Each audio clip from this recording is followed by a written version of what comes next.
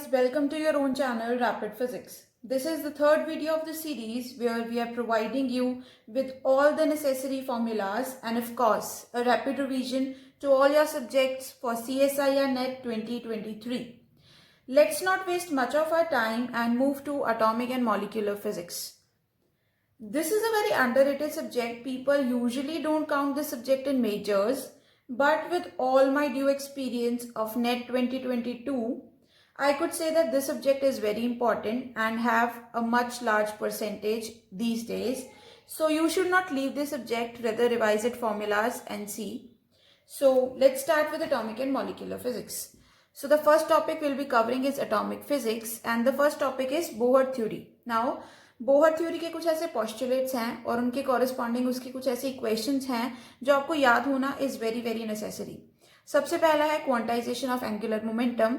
Angular momentum is denoted by L which is equal to mvr. Now by quantization its value is always n into h cut. Next is how to calculate the radius of any orbit. R is equal to 0.52 n square by z in angstroms. Velocity of an electron is V is equal to 2.18 into 10 raised to power 6 Z by N in meter per second. Energy of any shell is E is equal to minus 13.6 Z square by N square in electron volts. Now here Z is the atomic number of the element that you are considering and N is the number of shell that you are considering. And the next is Rydberg formula. So whenever there is transition of electrons from one shell to another shell, the formula we use is Rydberg formula. It is 1 upon lambda is equal to R infinity 1 upon NF square minus 1 upon Ni square, where NF is the final orbit where the electron lands and Ni is the orbit from where the electron starts its journey. R infinity is equal to 1.097 into 10 raised to power 7 meter inverse. So during the transition of electron, the lines we obtain are divided into series. They are namely Lyman, Balmer, Paschen, Brackett and P-Fund. All these formulas are considered when we consider the mass of nucleus as infinite. Okay? When we consider that the mass of nucleus is much greater than the electrons, so we consider nucleus as of infinite mass. But if we consider nucleus of something like a finite mass, then instead of using m, which is the mass of electron, we actually use mu, that is the reduced mass, where reduced mass is equal to me into capital M divided by me plus m, where me is the mass of electron and capital M is the mass of the nucleus under concern. So the formulas of energy, radius, velocity and of course the Rydberg constant change by a few amount, where we now consider reduced mass instead of mass of electron. The changes in the formulas are given. Now next is how to calculate orbital and spin magnetic moments. Orbital magnetic moment mu L is equal to minus GL E by 2m L vector, whereas spin magnetic moment is minus GS E by 2m S vector. Here these G are the G factors, where orbital G factor is equal to 1 and spin G factor is equal to 2. And how do we calculate the angular momentum? Orbital angular momentum is equal to under root L plus 1 h cut and spin angular momentum is under root S plus 1 h cut.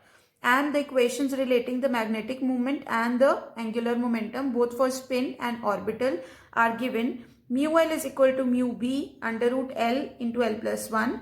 Mu S is equal to mu B under root S plus 1, where mu B is the Bohr magneton whose value is 9.27 into 10 raised to power minus 24 ampere meter square. Now Lz is equal to ml h cross, where ml values goes from minus L to plus L and Sz is equal to ms into h cut, where ms values goes from minus S to plus S. Now if we consider the vector model, then the total angular momentum will be equal to the sum of orbital angular momentum plus the spin angular momentum. The value of total angular momentum will be equal to under root j plus 1 h cut, where jz value is mj h cut. J values goes from modulus of L plus L to modulus of L minus S and mj values raised from minus j to plus j. Now the next important topic is fine spectra of hydrogen atom. Now the lines that we obtain in the spectra of hydrogen atom, that are Lyman, Baumann, Paschen, Beckett, when they are observed under higher resolution microscope, they further show kind of splitting. ठीक है, तो how does this splitting is explained? It is explained on some kind of corrections which are written over here. Now first of all, you need to know how we represent the state. It is represented as 2s plus 1 Lj, and you also mean to learn this constant, that is fine structure constant, whose value is equal to alpha 1 upon 4 pi epsilon naught E square divided by h cut c, whose value is approximately equal to 1 by 37. This fine structure constant is usually used in the numericals. Now talking about the corrections that we put when we need to explain the fine spectra of hydrogen atoms are relativistic, spin orbit and Darwin. The relativistic correction is actually always negative and it breaks the degeneracy of the shells. That is, n shell is broken into L is equal to 0 shell, n is equal to 2 shell is broken into L0 and L1 shell. Now remember this point, the lowest L value will have the lowest energy, so it is written in downward, and n is equal to 3 is further divided into L is equal to 2, L is equal to 1 and L is equal to 0. The next correction that we impose is spin orbit interaction. The spin orbit interaction is because of interaction of spin magnetic moment and the magnetic field produced because of the orbital motion of that electrons. The interaction energy on the basis of which we'll divide the subshells into different energy levels is A by 2, J plus 1 minus L plus 1 minus S plus 1 H cut square. Here you can see the L is equal to 1 subshell is further divided into two energy levels, 2p3 by 2 and 2p1 by 2. Now there's another important thing, that 2p1 by 2 and 2s1 by 2, they both have the same energy levels. Now this same energy level is explained on the basis of Dirac theory. Now what does the Dirac theory says? It says that the shells, the levels with the same n value and the same j value, like you can see here 1 by 2, 1 by 2, they are ought to have same energy. That is why they are lying on the same energy level. Okay. The next correction that we imposed is Darwin correction. Now the Darwin correction is only applicable on the s orbit, and remember it is not negative, it is a positive correction, but its value is very less than the relativistic correction imposed. So the level does not rise to much higher level कि वो n is equal to 1 के level के ऊपर चला जाए. इसकी correction बहुत थोड़ी होती है और वो थोड़ा सा ही राइज करता है. Now the another thing that you need to know is lamp shift. Now the lamp shift is only applicable on the s orbital, and as such it is applicable on s orbital. It says that 2s1 by 2 and 2p1 by 2, which we saw in the last page, that they were having the same energy according to the Dirac theory. They won't be having the same energy. 2s1 by 2 will have higher energy than 2p1 by 2. Now don't worry, Dirac theory isn't completely omitted. It is applicable on the other shells which does not have s orbital, like 2d3 by 2 and 2p3 by 2. The Dirac theory is applicable here. According to Dirac theory, they will have the same energy. Now, while transition of electrons in these energy levels, they ought to follow some kind of selection rules. The selection rules here are delta L must be equal to plus minus 1 and delta J must be equal to 0 or plus minus 1. Now, the kind of corrections we saw or the kind of transitions we saw, they were only for hydrogen atom. Okay, so the hydrogen is meant to have only one electron. Now when we have another atoms also which have electrons more than one, okay, what will happen to them and how will we explain their fine spectra? They're actually based on the concept of multiple electron system, where we have to take LS coupling and JJ coupling. Now if your atomic number is less than 32, we usually apply LS coupling. Now I am explaining the LS coupling for non-equivalent electrons. Non-equivalent electrons are like P1, D1, okay, the ones which are not lying in the same subshell. Now, first in LS coupling, you will first do the spin-spin coupling. Different electrons will couple, their spins will couple together to form capital S and thus form a total spin angular momentum whose value is given like this, and the highest S will have the lowest energy. Next, we'll do the orbit-orbit coupling, in which the orbital angular momentum of different electrons will couple together and form the total orbital angular momentum, and the highest L will be having the lowest energy. Next is, now these spin and orbital angular momentums will couple together to form a total angular momentum, whose value is given like this. And in this case, the highest J will be having the highest energy. This is opposite to what is happening in orbital and spin angular momentum. Okay?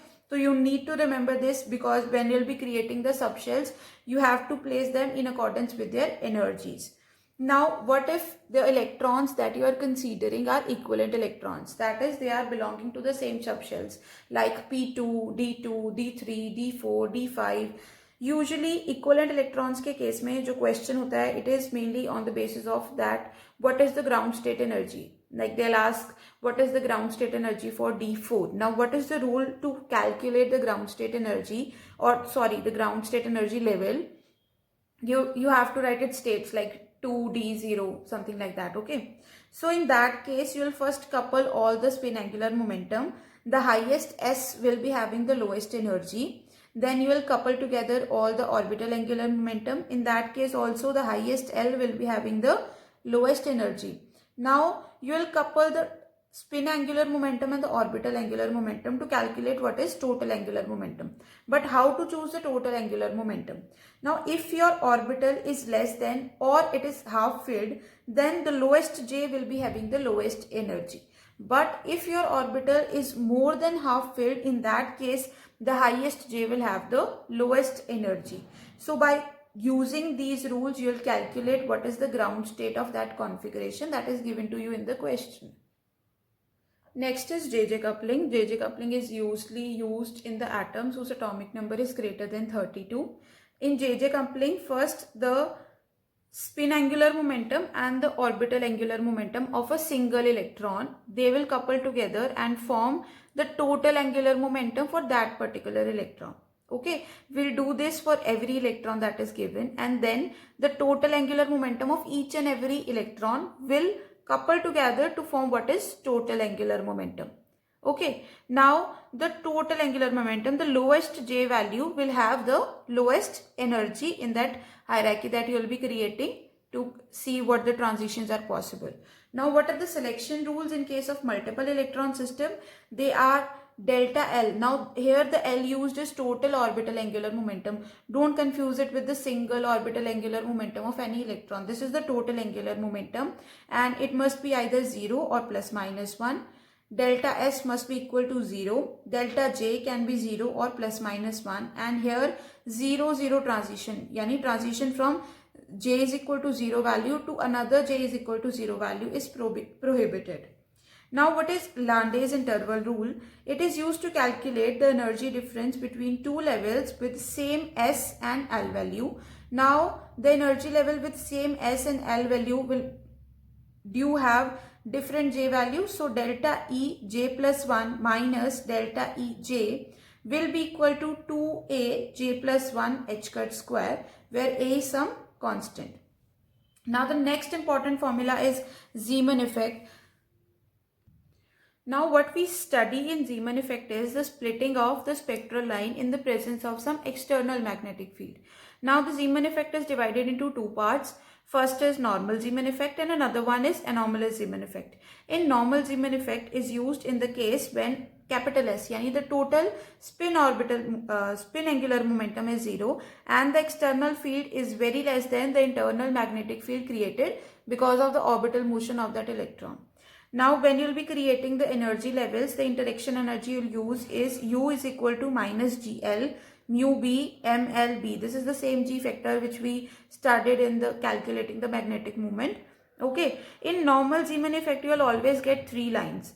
One is sigma plus, pi and sigma minus, and their selection rules are delta ML is plus 1 for sigma plus line, delta ML is 0 for pi line, and delta ML is minus 1, here it is minus 1 for sigma minus line.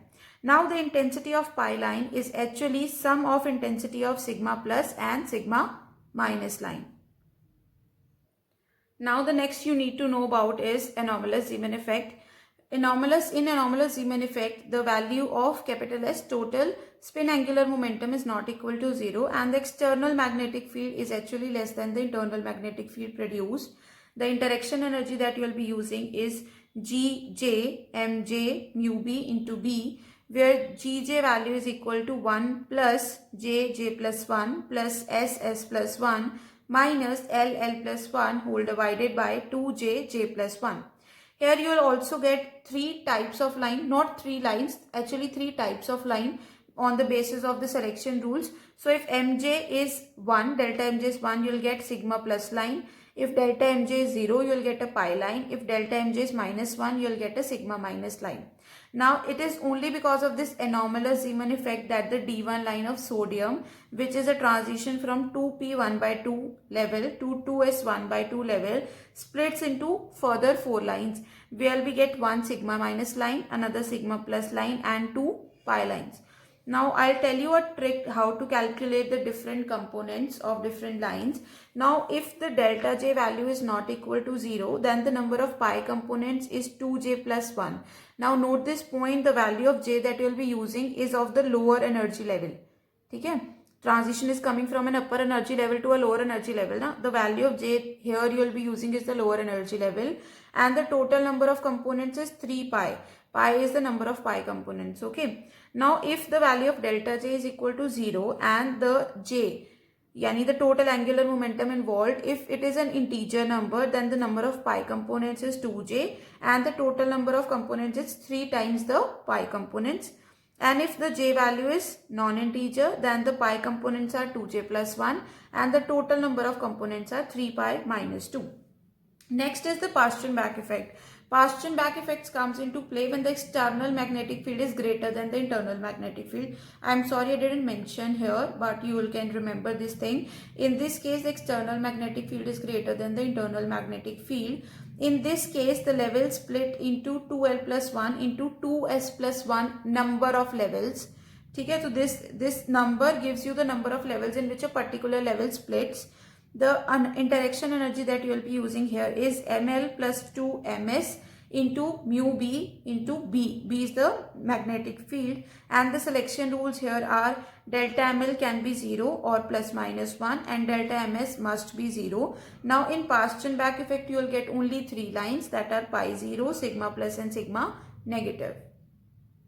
Now the next topic is hyperfine splitting. Now this topic signifies the fact that the fine spectral lines of hydrogen atom that we obtain when seen in further high resolution microscope, they'll further show some kind of splitting. This splitting is named as hyperfine splitting, and how scientists explained it, they explained it on the fact that the nucleus must also having its own spin.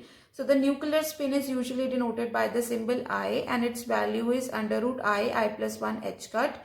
Now mu I, the magnetic moment of the nuclear spin, is Gn mu n under root I plus 1. Now if you couple it with the total angular momentum of the electron, you will get another factor F, and because of this factor F there will be a further splitting of your energy levels. Now the interaction energy that you will use while calculating that the splitting is this, which is A h cut square by 2 ff plus 1 minus jj plus 1 minus I plus 1. So this was the end of atomic physics. These are the most important topics that you need to know while you do any kind of atomic physics question. I hope it helped you. So the next topic we need to do, or the sub-subject which we need to do, is molecular physics. Sorry I didn't mention the subtopic here. It is rotational spectroscopy is the first topic, and I'll be telling you some of the features or characteristics of rotational spectroscopy. Usually the type of question that come from this topic is you will be given different molecules and you will be asked that what kind of spectroscopy they show. They can either show rotational, Raman spectroscopy, vibrational spectroscopy, and you have to judge the characteristics of that molecule, match it with the spectroscopy characteristics, and you will determine that what kind of spectroscopy they can show. So these are the characteristics for rotational spectroscopy. I didn't mention the topic, please note it. It is rotational spectroscopy characteristics. The first is that the lines lie in the microwave far infrared region. Second, the molecule must have some kind of permanent dipole moment to show rotational spectroscopy. The energy levels, while you split them for rotational spectroscopy, they are not equally placed, but the spectral lines that you will get via rotational spectroscopy, they will be equally spaced, and the gap between them will be 2b. Now B, please don't confuse it with magnetic field. This is not magnetic field. This is another constant whose value is h divided by 8 pi square IC, where I is the moment of inertia, ma square, and the selection rule while you're calculating the spectral lines is delta J value must be either +1 or -1. Now what is the wave number of the spectral line that you're calculating is mu bar is equal to 2j j double slash plus 1. Now j double slash is the lower j level from where up to where the electron is coming. Okay. Now if you need to compare the intensity of different rotational spectral lines, the formula you will use is Nj is equal to 2j plus 1 N naught E raised to power minus Hc B j plus 1 Kt. Now this is the graph that represents the intensity of different levels with j value. Now this graph has a maxima at particular j value. It doesn't maximize at the lowest j value, which we usually suppose or which we think that the lowest j value, the lowest energy level will be obtaining the maximum number of electrons, but it is not true in this case. This graph is having its maxima at another j value. You can calculate that j value by differentiating it and calculating the maxima of this curve. Now the next topic you need to know is vibrational spectroscopy. Now what are the characteristics of vibrational spectroscopy? The first is they must have some permanent dipole moment. Next, they lie in near infrared region. Another property is they usually have only one fundamental tone which is of highest intensity, and the rest of them are overtones. The wave number of that fundamental tone is actually omega E. It is a constant. Its value is equal to mu by C. Mu is the frequency of the harmonic oscillator that you are correlating it with. The selection rule for the fundamental tone is delta mu must be equal to either +1 or -1. Now in the case of n-harmonic oscillator, there are another selection rules also which lead to the overtones. Okay, now if delta mu value is either +1 or -1, the mu bar wave number in case of n-harmonic oscillator will be omega E 1 minus 2 Xe. Xe is another constant for n-harmonic oscillator. It will form the fundamental tone. If delta mu value is either +1, +2 or -2, then mu bar is equal to 2 omega E 1 minus 3 Xe. It will be the first overtone. Now delta mu value is, if it is +3 or -3, it will form the second overtone with this wave number.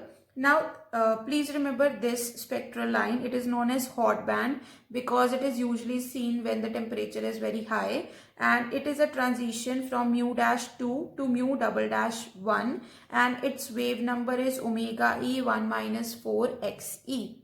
The next kind of spectroscopy that you need to know is Raman spectroscopy. Now it is a very famous spectroscopy, you all know.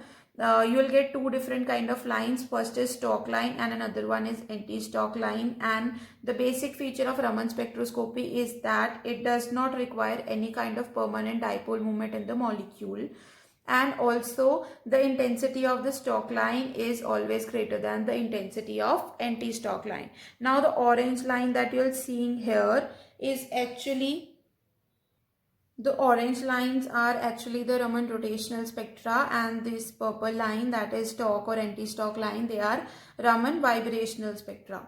Now we'll study more about. Now for Raman vibrational spectra, the selection rule is delta mu must be equal to +1 or -1.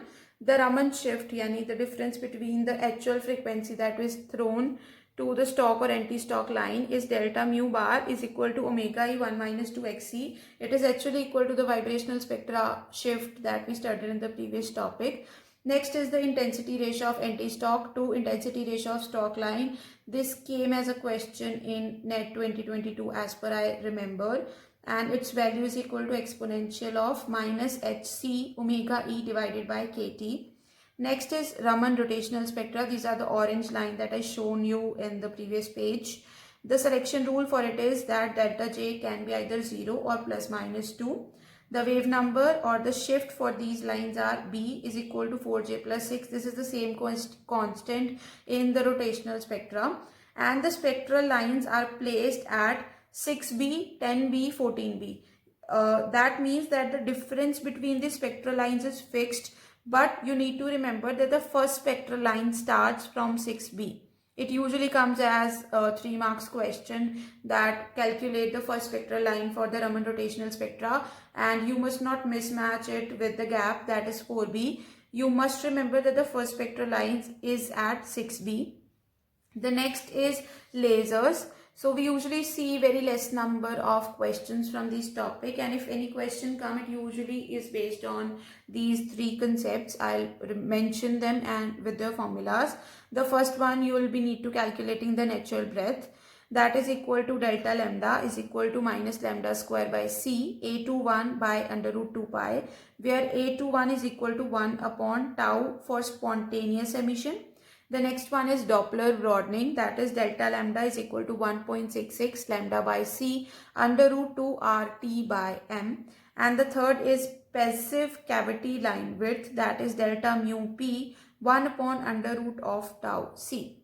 Thank you for watching this video. This was all about atomic and molecular physics. Hope this video helped you a lot. See you soon in the next video. Don't forget to subscribe this channel. Till then, happy learning.